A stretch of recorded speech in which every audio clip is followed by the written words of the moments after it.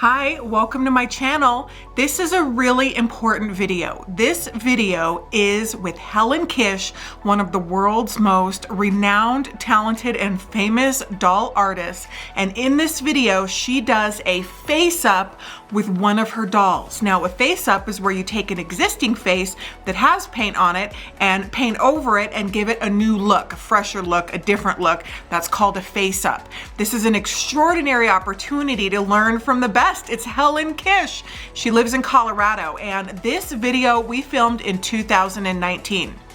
In 2019, I worked really hard. I got all kinds of incredible footage, but I was a novice. I was new to this. I didn't have good quality equipment. I didn't have the lighting and all of the things that I have now, but hey, I was out there doing the work. So what we did with this footage is my wonderful editor worked on it as best he possibly could, and we put it together in a video so that it can be saved. I have had this footage for a while and I haven't put it on YouTube because I was worried about the quality, but it needs to be out there no matter what. So I hope that you enjoy it. Helen Kish, thank you so much for doing this with us. She was one of the early adopters of the virtual doll convention and worked with me right away. And we have worked together over the years and it has been so great. So I hope you enjoy this video and learn a lot in your artistry and everything that you are trying to accomplish with dolls. And thank you so much for watching. Here we go. Okay, virtual doll convention. We are here with Helen Kish. Hi, Helen. Hi, everybody. Hi. So we are all here and so excited for the first of our two classes. This is our painting class. And Helen, what are we going to be doing in your class today? Okay, well, this is really a beginner's class, so I'm going to just start with the basics and give you a list of things that you're going to need to begin painting. Some of you won't need this, but the people that have never painted before need to know. Okay, so you're going to need, and I'm just going to refer to my list if I lose my train of thought here. You're going to need a good light source. I've got a good light source right here. Perfect. And I keep it over my right shoulder. You might want to keep it over your left shoulder, whatever works for you. You might want to keep some wet ones handy to wipe off the paint that's inevitably going to get on your hands and your fingers. So you're also going to need a source for water. You can just put it in a little cup. I use this thing here, which is a collapsible plastic. Oh, that's cool. Yeah, it's for painters on the go. Yeah. You can pack it and take it with you. But a cup will just do fine, and that's for cleaning your brushes. The other thing you're going to need is something to clean your brushes with. And in the kit that we've made up for this class, we've included a little sample of Master's brush cleaner. And this is what this is. You can see it's the same kind of boxing. So this, and I'll show you how to clean your brushes. Very, very important. Obviously, you're going to need good brushes. The cheap brushes are just not going to, they're just not going to fare well for you. You're going to get very frustrated with them. So you might as well start out with some good brushes. I recommend the silver white brushes that are in the kit here, and I recommend that you at least have a 5-0 silver white, and these are called rounds. This is for detail work. I also recommend getting a 0 in that same paintbrush. And then I love this brush too. It's called a filbert. And this is a number 6, but if you can, get a smaller one as well. They come in really handy for the lips. Then the larger brushes here, you're going to be using for blending. And this is also a filbert, but it's a size 8. Perfect. And some of us have the kits, but we also there's a source, there's a supply list that is in the convention files that everyone will have that outlines all of this. Right, and this is called a bright shader, and this is also another useful brush. The next thing you're going to need is your paint. And I put a little kit together here, a little set together for the kit here, which has actually 9, one very tiny bottle of titanium white. But these are the colors that I use the most in painting. I deviate sometimes, but these are the basics. Now the problem with these paints, oh, and they are called Liquitex soft-bodied paints. There you go. Soft-bodied acrylics is what they're called. And that's what you use pretty much all the time? I've been using these for decades. Oh, perfect. The problem with using anything for decades is that the companies sometimes decide to drop some of their colors and update, and so they dropped 3 of my favorite colors, or 3 of my essential colors. They dropped soft white, and this is how they used to come. This is the new box, or the new jar. This is the old one. So they dropped this soft white, and they dropped gray blue, and they dropped deep portrait pink. Oh, those are 3 of your most used ones. Yes, they are. Favorites. So for the kits, I blended these 2 colors myself for the kits, but I'm also going to show you how to do that here today, Perfect. just for ease of getting through the class. Okay, so also along with your acrylic paints, you're going to need medium, and the medium that I use is also a Liquitex, and I think they changed the name to Flow Aid. Is that what it says? Flow Aid. And be sure if you're going to pick this up that you get the one that is clear and not milky. The milky one is just too thick, in my opinion. I prefer the clear. Okay. Okay. So what else do we need? Well, we need paper towels because we're going to be using these to clean our brushes on. And we do need to clean our brushes after every use. So I'll be talking more about that. The other thing that you're going to need is a palette. Now in the kit, I have a little plastic palette here, which is very artsy. Yes.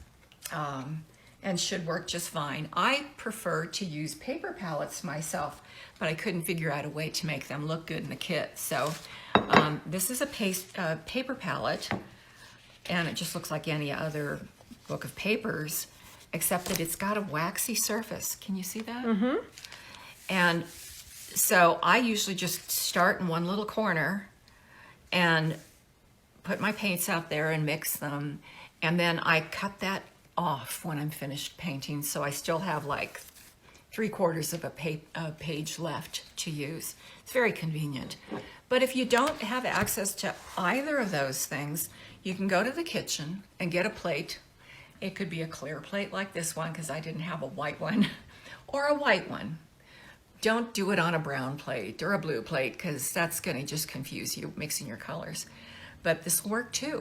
Oh, perfect. And the only thing you have to do afterwards is just flush it with hot water, and the acrylic will, even if you've let it dry on this, it will just peel right off. Perfect. So, might want to wash it good before you use it for breakfast. The other thing that you can use just to practice on if you don't have a head or heads or whatever to practice your strokes on is just some artist paper. This is drawing paper. Watercolor is a bit too heavy for this, I think. Let's see, what's the poundage on this one? This is 90 pounds. And it doesn't have too much of a tooth. Watercolor paper has too much of a tooth for your purposes. You want something that's smoother, maybe like a Bristol. But you can practice your strokes, your paint strokes on this. I don't recommend using the paper from your copier because it's just going to curl up on you and be very frustrating. Okay, so I think that's all of our basics. Now, what we're doing, since this is a beginning class, I felt like the best thing to do, and I wish I had a big head for the purposes of this tutorial, but I thought it would be best to start with a factory painted head. This way you don't have to worry about learning to do the blushing. And of course this blushing here is done with an airbrush. Mm-hmm. Airbrushes are very temperamental. I myself haven't used an airbrush for quite a few years, but they were always temperamental. So there's a way to do it by hand, and I'm going to try to show you that. But anyway, you've got your cheeks already painted. Also, with your lips and your eyes, you've got the outline there. You can just follow that. It makes it much more easy for the first-time painter. So I'm just going to I'm going to use this end so that I can just rip it off later. This stuff does get, oops, splat. That's it. That happens. That happens. And that's all you need to start with. It seems like a lot. It does seem like a lot. If I had been in control of it, it would have been half of that. Okay, so maybe half that. Maybe half that. Yes, so I'm going to start with that. And then I'm going to add, this is a long word, quinacridone red orange. It used to just be called burgundy. That was easier. But they discontinued burgundy too. I forgot to say that. And this one hasn't been opened. Let me see if this one has. I think one of them has. Nope. All right. So this is a good chance to show you how to open them. You take this off. And you can take one of these little tabs and just flip it up and open it up. But what happens is it goes at you, and like it did here. So what I do is I take an X-Acto knife and I just cut around the inside of it like this. And then because I don't like to waste paint, I'm just going to flip this over and I'm going to use that. Perfect. And this is where your paper towels come in. You want to get the paint off of your instruments the minute that you can. You don't want them hardening on there, especially with brushes, and ruining the bristles. Okay. So maybe I better put the ones that are open up in front here. That might be a good idea. Okay.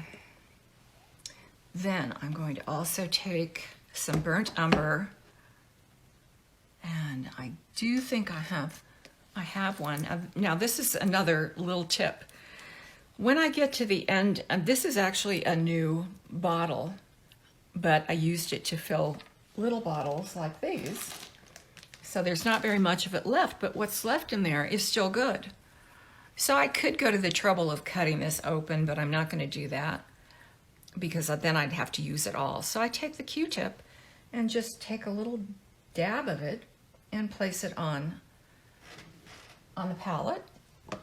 And there you go. There's paint on my fingers. And we're going to start with those things and get a brush. Now this is one of those brushes. It's a filbert, but it's a size 2. That's a nice size, especially when you're working on smaller dolls. And I need a little bit of the Flow Aid medium. So I just kind of put a few dots of this out.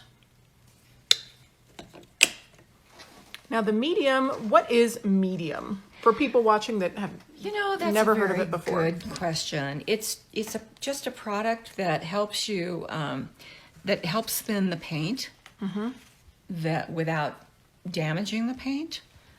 So that's why I have always stayed with the Liquitex, because it's their paint, it's their medium. I feel like their chemists know that what they're doing. Right. Right? So I'm going to take the filbert and I'm going to start with the light portrait pink here and add a little bit of the very hard to pronounce.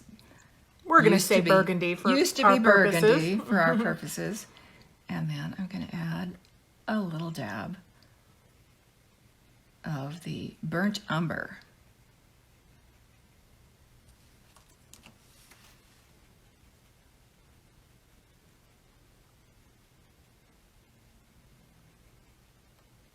Now that's a deeper portrait pink than I really want, because I'm going to show you the portrait pink, deep portrait pink that I put into the kit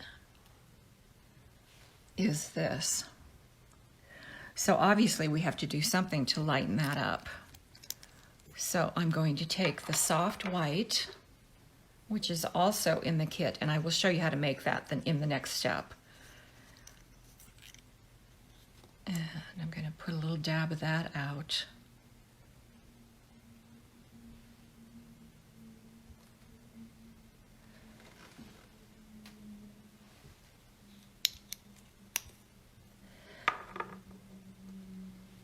And I'm going to just take a corner of this and mix that in to see how that works. It's better to use a little bit because then you can always add more, right? Absolutely. And the other thing is that this paint dries really fast. So you don't want to be wasting paint. It's expensive. Good paint is expensive, so you don't want to be wasting it. And there we've come to pretty close to what I like. Now, I'm going to add just a little bit more medium to this. You don't want your paint to be runny when you're doing the lips. But when you're doing blushing, you do want it thinner, so you're going to add more for that. So I think we'll just go ahead and start with these lips. I better put my other glasses on because I want to see what I'm doing here. And now I'm going to switch to a smaller brush. And this is my 5-0 silver white round brush. And then I'm going to just paint over.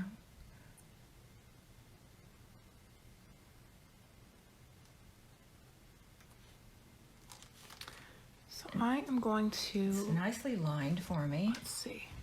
All right, just turn, perfect. Okay.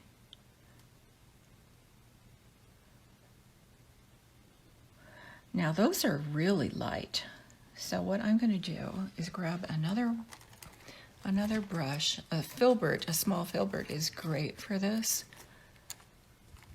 but use whatever's to hand. And this is another case where you can actually take your Q-tip and just pull it back.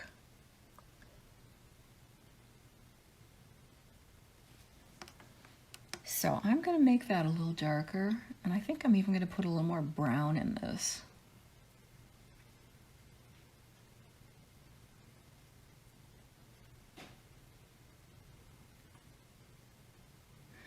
When you're mixing your colors, you don't want to grind. You want to do it gently, protecting the bristles of your brush. Okay, let me get behind your camera too. There we go. I'm going to need more light, so let me just pull this up. And, you know, Rachel, this kind of reminds me of when we were trying to take a portrait, 20 years, 25, maybe even 30 years ago, where I was holding a clay head. I think it was on the cover of a catalog I did once. And the photographer had me contorted into Yes, I know. It's a little unnatural for you right now. It's and we a little we unnatural sure for appreciate me. it. So if I'm I'm crowding Helen, but I'm trying to get in so you guys not can see. doing the best painting job of my life, you'll understand that I'm not looking at it head on the way I usually do, but just trying to give you an idea. So that's a little more like it. And I'm just going to move right over here just so we can Okay. maybe see from this direction. That would be good. Okay. Now, I always like to have a little bit of a line, a blended line around my lip. So I feel like I'm working with a massive brush here.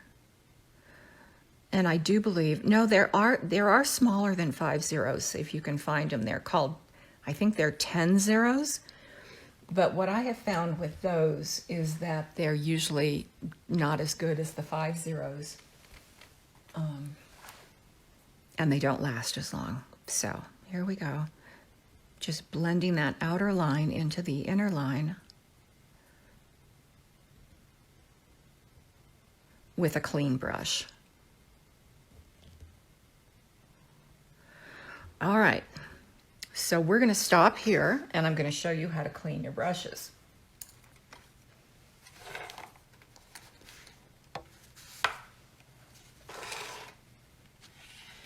You want to clean your brushes after each operation because you want to keep them. And I usually just dip them in water and get the bulk of the paint off before I go any further. Now this one I just used for blending, so there's not too much on it. But do you see what I'm doing here? Mm-hmm. I'm going on the side of the brush, and I'm kind of twirling it as I go.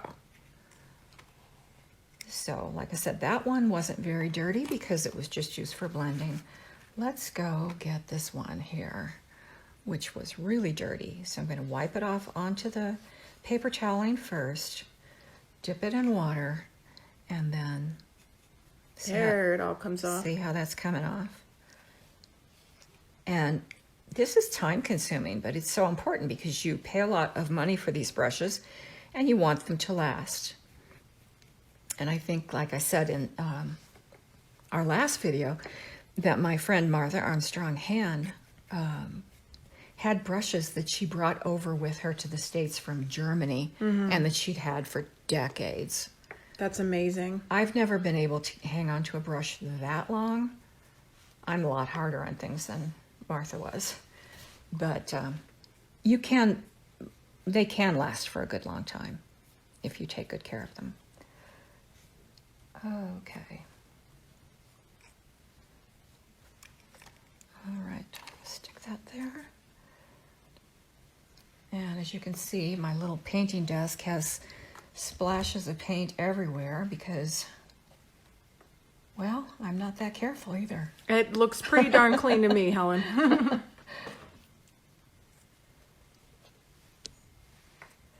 It would be lovely to be able to have the 6, the 4, and the 2 filberts for different tasks that you're going to be doing. So if you got access to an art supply store and can get those, that'd be great. So the next thing I'm going to do, because the paint is all fresh here, I'm going to take more of the medium and mix it into, I'm going to go with this darker one.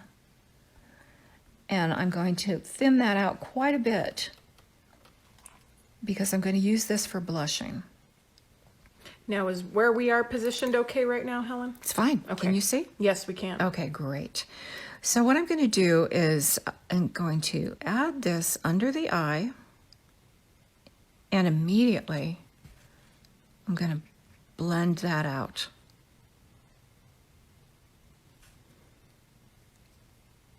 And it doesn't look like much, but it will add to the dimension of your eye, or whatever it is you're trying to enhance. Define and just add to the dimension. You want to make sure they both look the same, if possible. Very light touch here. And then, now it looks like the factory has taken direction from my original and already done the blushing over the eye. But we'll just add a little tiny bit extra. And, you know, this is all personal taste. You can do as much or as little or none at all if you don't like it. That was going to be my next question. Right. The blush, the shading on the eyes, are we calling this eyeshadow? It really does give her life. It is. It's adding, you know, color obviously, but it adds dimension. It adds depth. So yes, and it's actually the same thing that we do to our own eyes when we do makeup. So lately I've been adding a little bit of color around the nostrils as well, just because it's something that I've seen on the BJD doll artist do, and I find it very attractive. Didn't always do this, but do it now. So you put it on there, and then you're just kind of And then you just kind of blend it out. This is amazing for me because this is like contouring my own face. This is a lot of the similar things that I do when I put on my own makeup. Exactly. Exactly. So. And it just kind of gives your doll a little, your doll head a little life, you know, like there's blood flowing there or something. Right. I don't want to get too gross, but Yeah, definitely. you know, I think that's why I like it. Okay, so now we're ready to move on to the next project. You can see we've got quite a bit of paint left here. So do you see why I say start with Tiny bit. tiny bits? I really didn't need this much, but probably a quarter of that would have done, which is why I told Rachel when I showed her the kits first that the paint that's in these bottles can paint a lot of dolls. Yes, that's a lot. A lot of dolls. When you're buying the paints, they might seem super expensive, but you can get a lot of mileage out of them. Unfortunately, I've had some so long that they've hardened in the bottle. Oh, God. Yeah. I could see how that would be an issue, too. Yeah, that's right. So, and that's another good reason for getting the Q-tips in there and digging around for the good, any good stuff that's left. Okay, so now this came out of my bottle, my pre-mixed bottle of soft white, but I'm going to show you how, because they don't make that anymore, I'm going to show you how to mix the soft white. So I'm going to take the titanium white. I think this one has been opened. I'm going to try to be a little more controlled with how much I put out there. And I'm going to mix that with the raw sienna. Oops, this one hasn't been opened. And I don't have an old one to go through, so get my trusty knife out. Be very careful when you're using X-Acto knives, people. I once cut my hand pretty badly with one of these things. And at the time I was doing a design for some Chinese doctors who'd approached me. Their practice was in Denver. But they wanted, their father had a factory in China, and they wanted to do a Chinese doll. So right before I was meeting with them one time, I had cut myself pretty badly. And one of them was a hand surgeon. Oh, wow. And when he came in, he said, "What did you do to your hand?" I said, "It's an X-Acto knife." He says, "They accounted for such a huge percentage of his surgeries." Oh, I bet. So be very careful, everybody. Yeah, just be really careful with them. So we're going to open yet another one. So again, you can use a tiny brush like this one, the 50, or you can use a bigger brush. Let me just go for a bigger brush for this one. And to mix. So you're going to take the titanium white, get some of your medium, mix in the parchment, and a tiny bit. And here's the thing, if you put too much of one color in, and you look at it and you think, "Oh, that's wrong," no worries. You just add more of the other colors until you get what you need, which is what I'm doing here.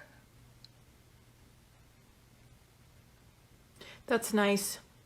It's nice to know. It's not like adding salt to a dish where it's like No. you can't go back. You can't take it out. Kind of with the paint. That's right. Compensate. That's right. So there's my soft white. Now, the reason it's important to have, I think it's still a little too dark. The reason it's important for me as a painter of dolls to have soft white is because titanium white is just simply too bright. If you use, and we use this on the iris, no, I'm sorry, on the sclera, I guess it's called, of the eye. the white that surrounds the iris. And if you use this, it's like too white. It's going to make your doll look scared or scary, one of the other. So it's even a little too white for teeth, because if you're doing one with teeth, because most people's teeth aren't bright white. Bright white, and when they look like that, it does not look natural. Exactly. All right. So now this brush is maybe a little bit big. I just dipped into the medium automatically without telling you about it, just to make it thin enough to flow. Now, when you're using white, the other thing about the white, can you see? We can. Okay, the other thing, this brush is too big, but I'm going to just go ahead with it anyway, is that you may have to do more than one layer of this. And now see, you can see I'm going into the iris, and I don't want to do that. So I can do a couple of different things. I can either take another brush, clean brush, and just kind of wipe that off. Or if that doesn't work, take one of these pointed Q-tips. I wet it with my saliva. My DNA is all over my dolls. Oh, that's good. And then you can just clean that right up. Yeah, it's amazing what saliva will do, actually. Yeah, exactly. Yeah, that looks really good. Exactly. All right, that makes me think there's one other thing that I forgot to mention that you need when you're finished painting, but I will get to that. So let's see. I'm going to go ahead and clean that titanium white off of this brush.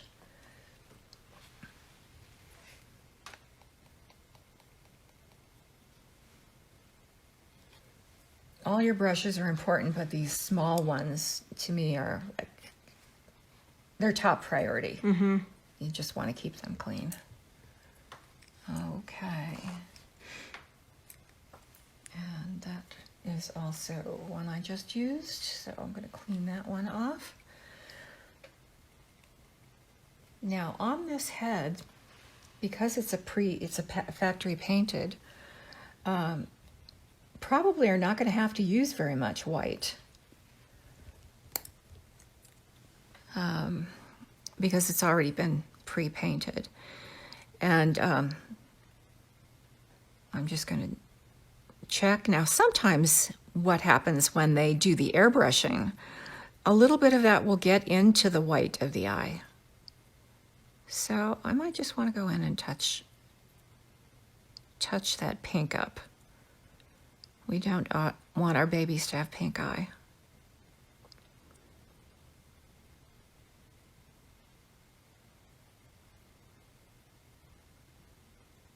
Okay. All right, now, since I've got the soft white mixed up already, I'm going to move on to the iris of the eye. And since they discontinued my French gray blue, I'm going to show you how to mix the light, I think I have one of these open, the light blue violet to get the gray blue. Now I think I'm going to use more than a quarter of my palette here.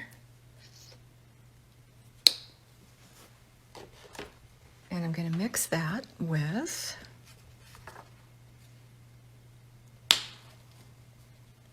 Payne's Gray. And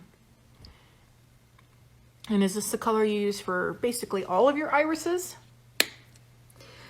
No, Okay. no. We go, I do all kinds of colors, but this is the... Oh, you know what? I was thinking pupil. The pupil of the eye. Right. And it is. Okay. This Yes, Payne's Gray yes. is, instead of using black, I like Payne's Gray. And so I do use that for the pupil. Absolute good eye, good eye. So I'm going to mix a little bit of those two together. And there's my gray blue right there. This is an easy one. Some colors are a little tougher. This one is easy. So that's the I would say the medium of the color that I'm going to do on the eye. But since I've already got my white mixed up, I'm going to scoop up a little bit of that and take a corner of this. And I'm going to take half of it and mix that for the lighter part of the iris. And we'll just stop right there. I'm going to go back to the darker. It's going to get a little bit lighter because I didn't change brushes, but it's still darker. And we're going to go in and do the iris. And I just do like a crescent shape around the eye. And while I'm here, I'm going to do the other eye as well. Now, if you don't have the doll to paint over, do you mainly just, you freehand it, right? If you're on a blank slate, you're kind of... Oh, yeah. Yeah. Yeah, the first prototype of any doll I design is a blank. So, yeah, Cool. it has to be freehanded. Okay. Now, I'm going to put a little bit more of the Payne's Gray into that. And a tiny bit more of the blue.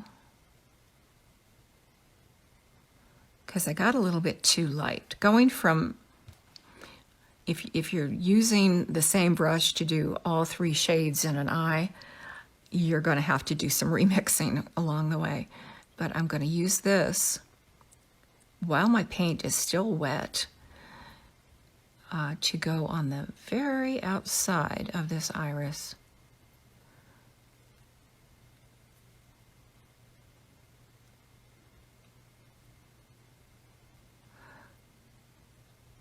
And sometimes if the paint has dried, you might need to thin this down to make it blend a little better.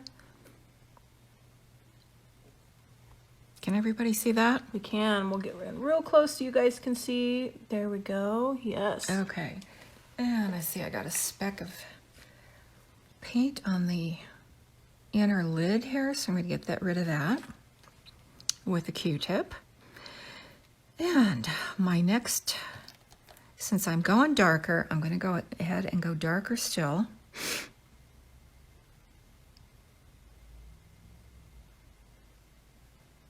I'm almost cleaning my brush in the paint itself, and then I'm going to go straight into that Payne's Gray with the tip of my brush. Just see that little ball on the tip of my brush? Yes. Okay. That makes doing the pupil easy. Well, now that I've said that, I just screwed it up. This is good though for us to see. Yeah, but let me do the other one and see if that works out a little better. Yeah, it did. Now, how did you screw it up? Do you see how I went outside of the circle right there?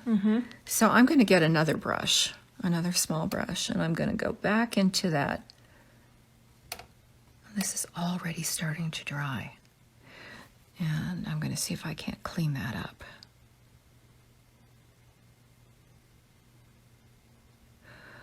Okay, that looks a little better to me. And now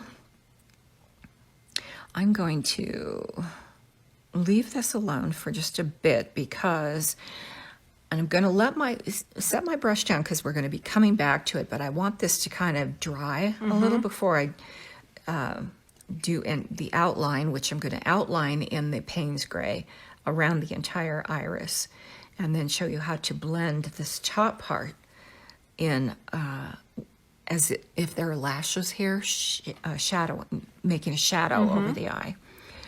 And we're going to go to the next thing, which is using, and I'm going to use my one of my blue brushes that I did the blue in, and go back to the blue, maybe the darker blue, and mix that with a little bit of this burnt umber.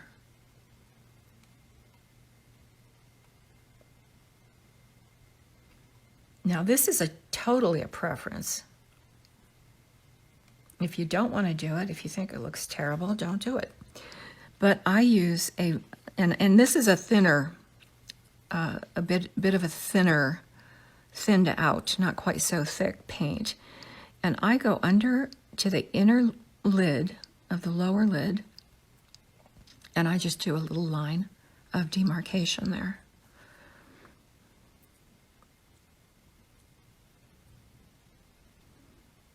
Take it all the way to the inner eye, the inner corner.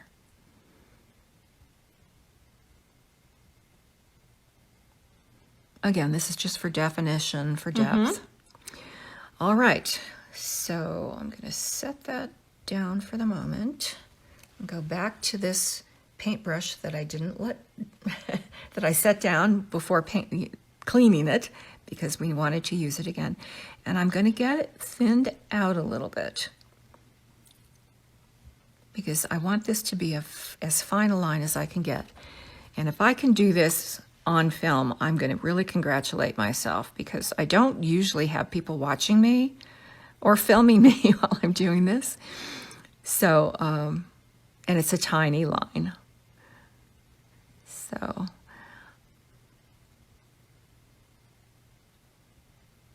I have to hold my breath sometimes when I do hey, this. we're all holding our breath, and we sure appreciate it. You're doing great. And even if you didn't do it, you can just do it again, right? Right. If you make a mistake, you can always correct it. You can always take it off, and I'll show you that in a minute, and try again later after you've had a deep breath and a good cry. And this isn't brain surgery, right? Nobody is going to lose their life over this stuff. It's fun. It should be fun. Yes. And the last thing is I'm going to thin that down even some more. And just go back to this part that would be shaded from the eyelashes, and just kind of make sure that's blended in as best as I can. And now I'm really wishing I had used a bigger head for this demonstration. Okay. All right, so let's get in so you guys can see. Wow. Right? Yep. Yes. It's coming along. Coming right along. Coming right along. Now, I'm going to take I'm still going to use the dark one. So I'm going to clean off the lighter one here.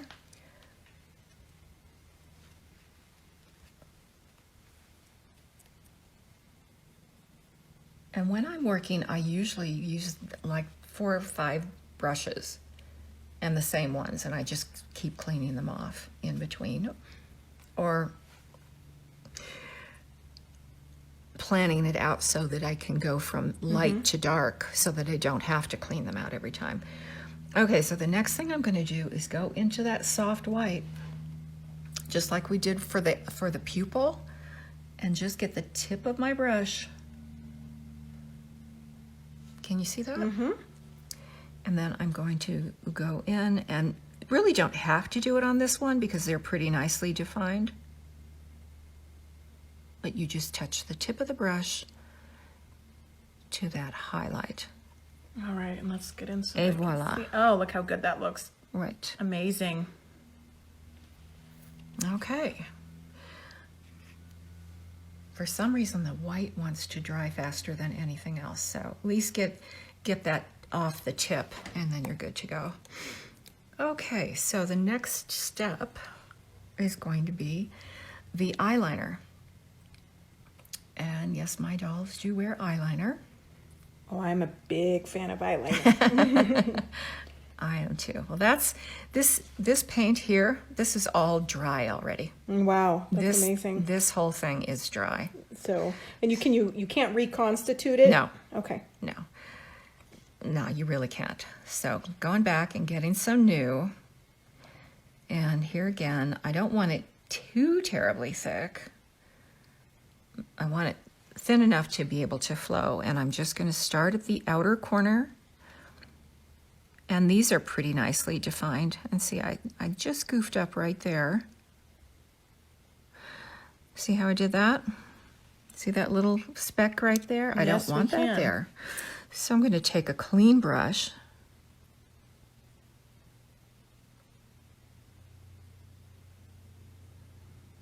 and I'm going to get rid of it. That's amazing. And sometimes it depends on the doll. The smaller you get, the harder this is to do. And here again, I went thicker here than I wanted to. So I'm going to take a cleaner brush and just pull back on that. But as I was starting to say, sometimes, especially in a larger doll, this one's a little bit small for this, but sometimes you want that under eye part. I can't draw on this. You want that under eye part right under where the lashes would be throwing a shadow. You want that a little bit darker. But it's got to be very sheer, very transparent. You don't want anything thick there. So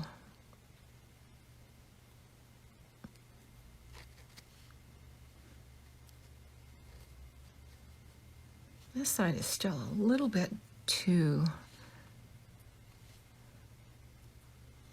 thick for me, so I'm going to go in there with a little bit of the medium and take it back. There we go. We're going to crowd in so we can see it. That looks amazing. And the next thing is going to be to do the lower line. Now, a lot of people would be perfectly happy stopping here. Actually, I'd be perfectly happy stopping here, but I'm going to show you the lower eye line, in which I mix Payne's Gray, the burnt umber, and a little bit of blue.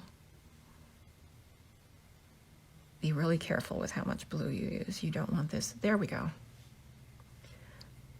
So that you've got kind of a nice gray. It's not as dark as your Payne's Gray. And again, you want this to be pretty fluid. And I usually start at the outer edge. And just on the edge of that lower line,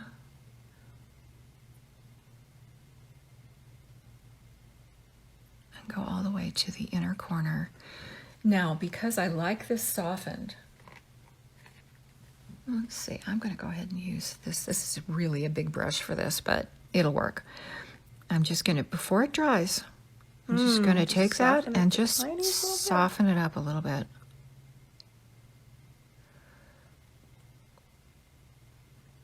I do that to my lower eyes. I love it. All right, and this side, I'm going to start at the inner corner and go to the outer. And again, just take it, soften it up.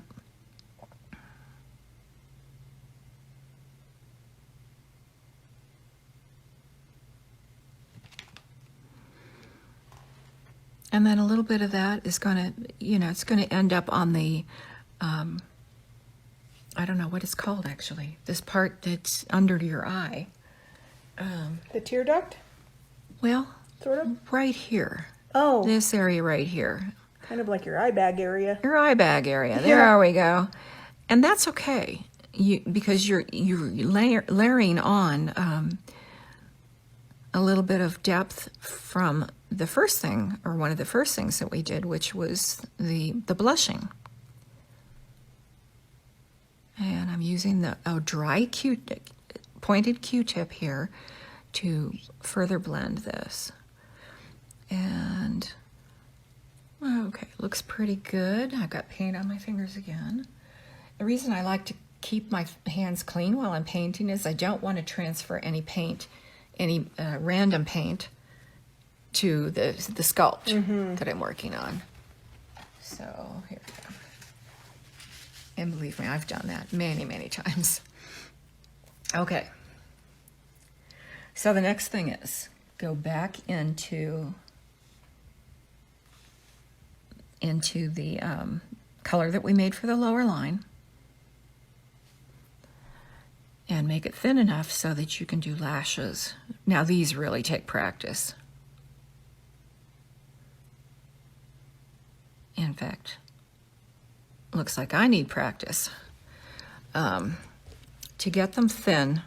And again, you can soften these up. Just soften them up a little bit. Or you don't need lashes at all. I never do lashes on the top.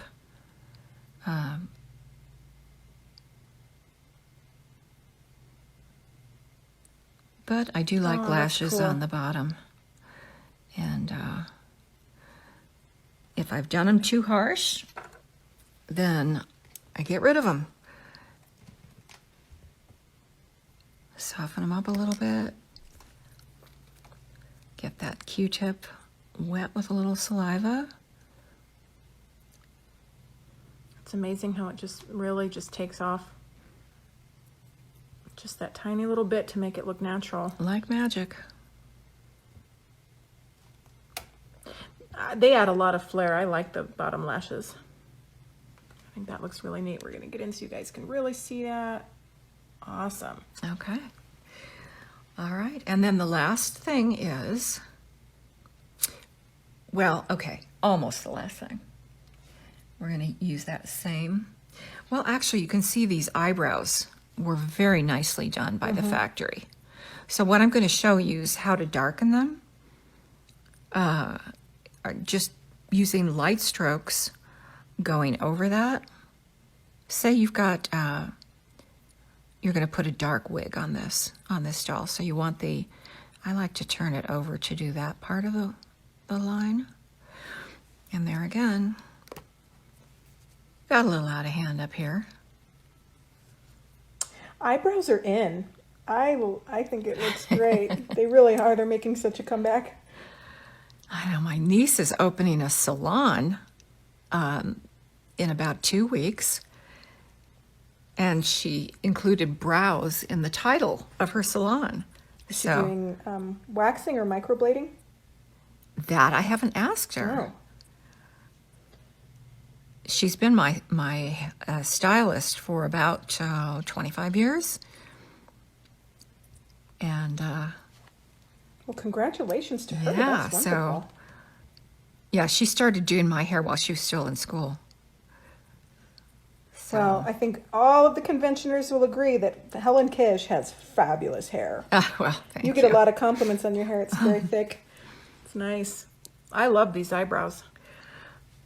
All right, so doing the lashes and the brows is going to take some patience and some time and some practice. So don't give up. In fact, I would say that with everything. If you've never painted before, don't expect to come in and paint like somebody who's been doing it for 30 years. Just not going to happen. Yeah.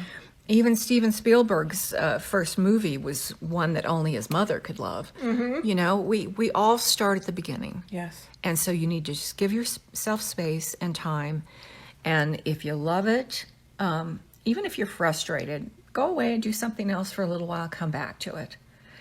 But, you know, give yourself some time and space to do it. Now, this is basically finished, but I like to tweak. So I'm going to just show you a couple of little things to do to tweak it, to just make that eye pop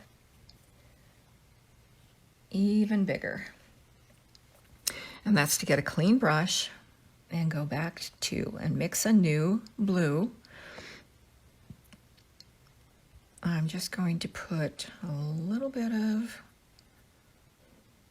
Payne's Gray in that and then lighten it up with our soft white.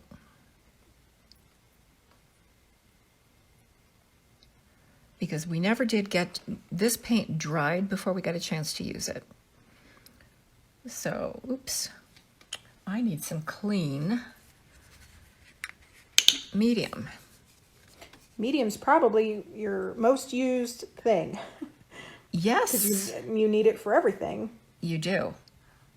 But I only put out a few drops at a time.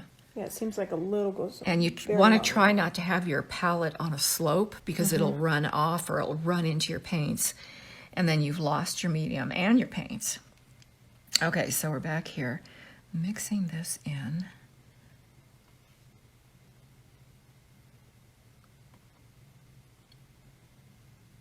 And you don't want to use a medium that's already got a color in it because that's going to change the color that you're mixing. Okay, and then I'm going to take this very light color and go in right next to the pupil.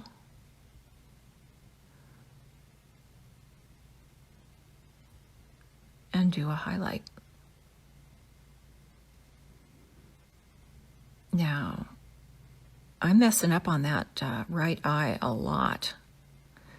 Well, looks like I'm messing up on the left eye too, because now I'm going to have to go back into the pupil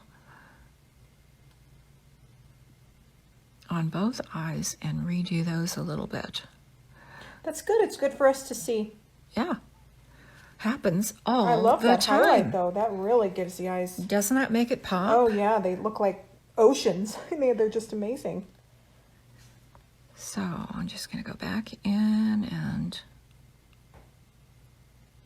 round that out.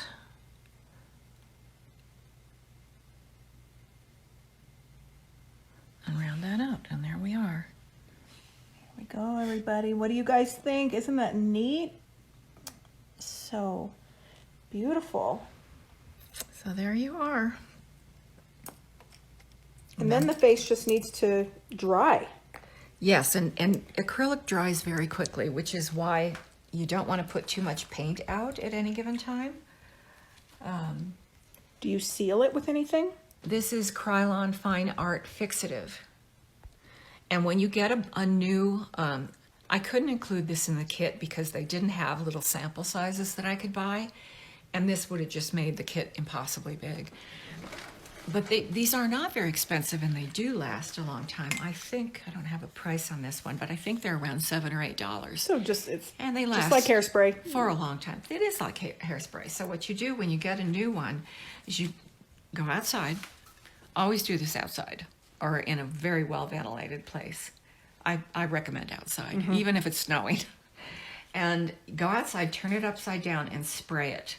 Okay. And before you ever touch a doll with it, because that gets rid of some kind of a gloss or sheen or something that you really don't want on your dolls. Just hold it arm's length away from you and just spray. So you spray a decent amount. I go back and forth 6 times at least. Okay. Yeah. There we go. All right. I do want to show you a couple of other little things. Now this paint is probably, see that's dried. Wow, it is. Well, I found a little piece of it. There's a little nook. Okay, I found a little tiny bit of it. So I'm going to thin that down even more. And I'm going to go to the back of the head, which I've got paint on. So let's go to the top of the head. And I'm going to lay that down. And then I'm going to take my filbert here. Oh, let me get a bigger one. I really should have done this immediately, but just brush it out. And this is one way of doing your cheeks, blushing your cheeks without an airbrush. But you have to make sure that you attend to it immediately, like this, or you're going to have an edge. You see we've got edges there. You want to brush out your edges, because unless you're doing like a clown or something, you don't want those cheeks to be So this is where we would practice? outline. You certainly can practice on this. In fact, you could practice on any number of things. You could practice on porcelain if you have a little piece of porcelain or a head or something that you, even a broken piece of porcelain, as long as you're careful about edges. But you see you've got a little blush going on. And then you can just keep adding to that until it gets to where you want it to be. And then if you don't like it, take a Q-tip, dip it in water, and get rid of it. Saliva works too. Actually, I left that too long and it actually left a stain on there. that's amazing how quick it does Isn't that that. amazing? So let's see if I do half of this. See, half of that, because it wasn't completely dry, it's gone. Amazing. Yeah. So I think that's about it. Let me just check my notes. Did I tell everybody all the colors? I don't think I did. So here's a list of the colors. Titanium white, parchment, light portrait pink, raw sienna, burnt umber, quinacridone, I'm not sure if that's how you say it, red orange, light blue violet, cobalt teal, which we didn't use today, but that's for green eyes or turquoise eyes, Payne's gray. Okay. And the raw sienna and the burnt umber and the are all you need for brown eyes, even light brown eyes, or as I call them, honey brown eyes. And then Liquitex Flow Aid Medium. Perfect. Well, All that right. is so incredibly helpful. Okay. All right, so conventioneers, we hope you enjoyed this wonderful painting class. I sure enjoyed it and learned a lot. All right. All right. Bye, everybody. Have fun.